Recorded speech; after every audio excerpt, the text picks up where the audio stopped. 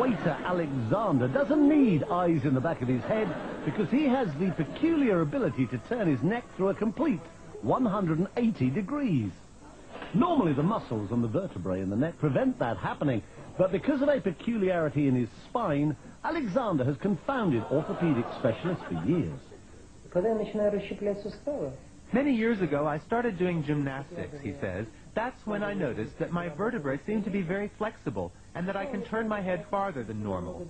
I worked at it little by little, going a little farther each time, and one day I was able to turn my head all the way around.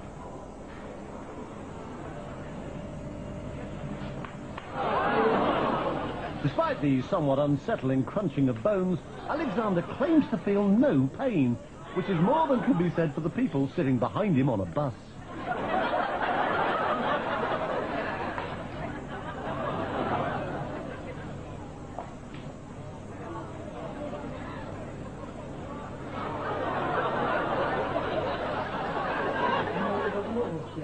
When I do it, it takes energy out of my whole body, he says. It requires 100% concentration. This may sound silly, I know, but in that moment, I don't feel like myself. It's as if I were another person whose body is filled with some kind of energy.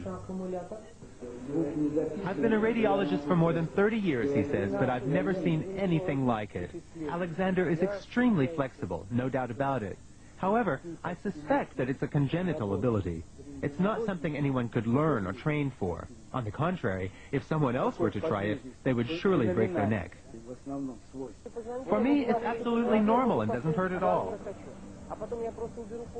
The fact that he can turn other people's heads as well, although obviously not as far, has encouraged Alexander to take his peculiar skill on a concert tour.